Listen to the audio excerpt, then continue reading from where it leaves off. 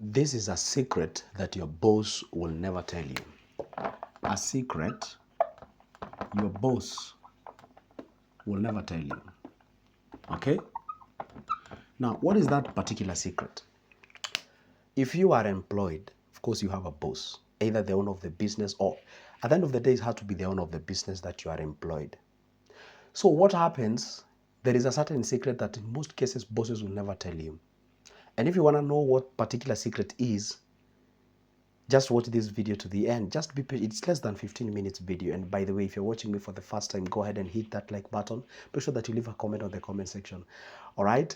And tell me how much you think you make for your business. And then I'm going to tell you something about that. Then, of course, another thing is that if you are new or returning subscriber, thank you for your eyeballs. Now, the first thing or the biggest secret, let's say, for example, this is John. And John is paid by the boss 80,000 Kenyan shilling. Or 80,000 birr or whatever. Use the formula here. It's not about the currency. It's about the formula. And are we together? Now, let's say this John is being paid 80,000 Kenyan shilling. Are we together? Now, monthly, for example. This is what happens in the world of business. What happens when you are employed? Remember, you're exchanging three things for you to get this money. You're exchanging your time. That's why they call it 9 to 5. That time is not yours. You give it to your boss. You're exchanging your energy. Of course, it requires energy to be there, moving from one point to another, moving from one office to the other, and all those. The last thing that you exchange is your skills. You went to university or you went to college, or you generally have the thing that you can, you know how to do some things. That's why you're employed there, because you cannot just trade time and energy, but you don't have the skills. You have to have the three of them for you to earn money. So what happens? For you to trade these things, you earn 80,000. Reason why it's called employment, they employ you, they bring you on board to you help them to fulfill their dream. But of course, what they do, they give you a reward on that. So because it is a business, they have to find out first of all, how much would you make them? Who? Your boss.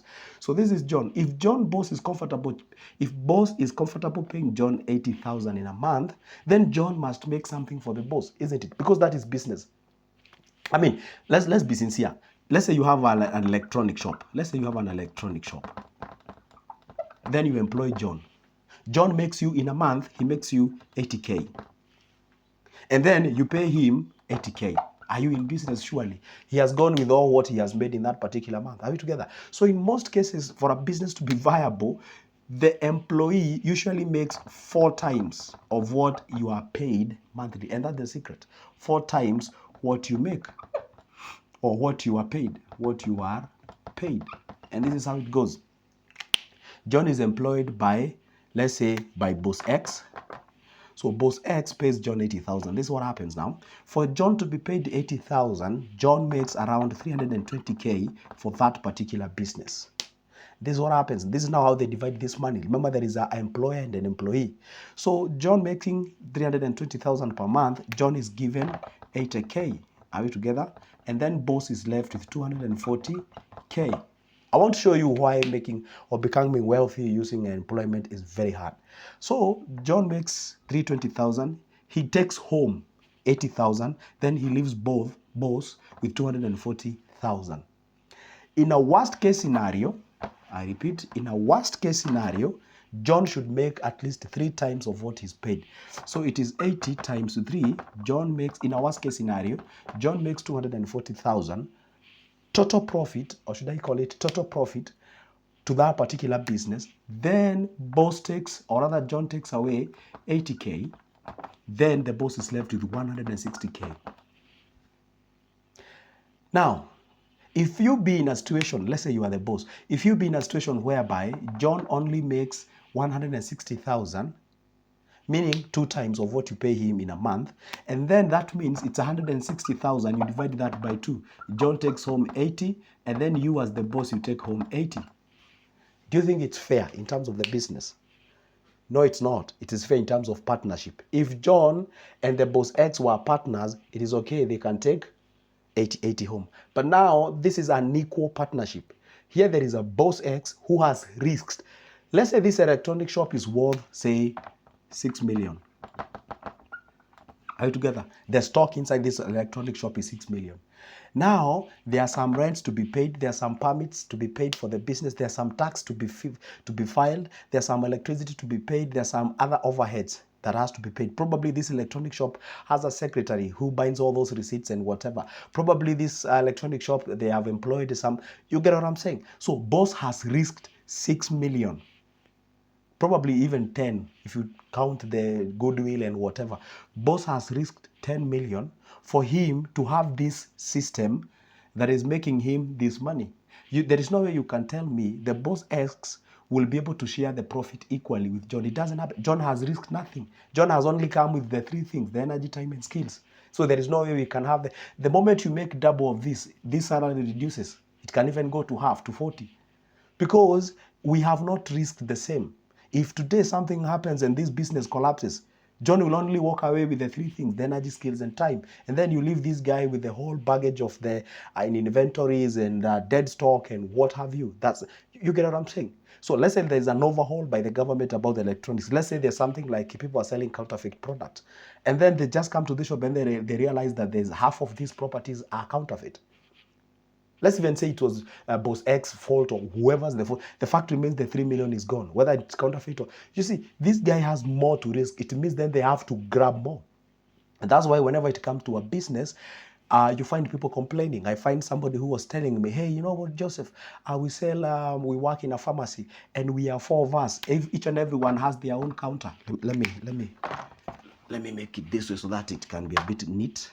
So you find everyone has their own counter and we are 4 of us, okay? And 4 of us, this is person A, B, C, D. If you walk into a pharmacy shop, you find these guys. So you can decide to come here or whatever the thing. Those are the guys who are selling, okay? We call them the pharmacy superintendent or whatever. Those guys who sell you medicine and what have you. You can use this for any other business. You find they were telling me that, Joseph, you know, this business makes a lot of money such that one person can sell 300K, 300K, 300K, and 300K per day. Assuming that they all sell the same. Of course, some will sell more than the others. Are we together? Now, if you were to do the calculation, in that particular day, we have a sales of 1.2 million.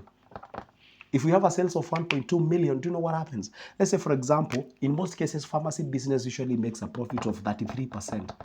It's usually 33% of whatever you make. Probably this will be like, let's even call it 400K in a day. Let's even call it 400K in a day as a net profit. I'm just throwing random numbers there to explain my point. So this guy, they ask themselves, if we make him 400K in a day, and if we were to do, we will deduct, it means that in a single day, this guy is able to pay all of us and is remaining with effort, with the profit. That means the rest of the days, it's his money. So why don't he add us? You see, it doesn't work that way because he has risked a lot compared to you. So, see, people interpret this information with the sense that, you know what, this guy, because he's making all this money, he should actually share with us in a way that we should also... No, this guy does not care about you becoming wealthy. No, nobody is in a business of making you wealthy. They are there to... By the way, it's only that they cannot be asked. If they can actually pay you even half of what they are paying you right now, they would do so to maximize the profits and returns. Of course, that would be greedy. But anyway, there is a very thin line between aggressive and greed.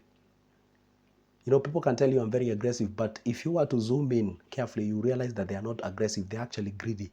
So what happens when in such kind of a scenario, then you have to understand your business. You have to understand that you have not been employed to actually be able to go ahead and do what? Do such kind of a thing. So it's always good to understand whenever you are employed by your boss, it is good to know nobody has employed you to be wealthy. So it is always good to make sure that at least in such case scenario, you usually make 4 times of whatever they pay you, and then they pay you a quarter of that. That in other words, so whenever the boss is paying you, provided you find it that is worth, and that is the general amount of money that you're supposed to be paid, then don't complain. Are you together? So anyway, this is Good Joseph at all the time. Make sure that you hit the like button, make sure that you subscribe, and see you in the next one.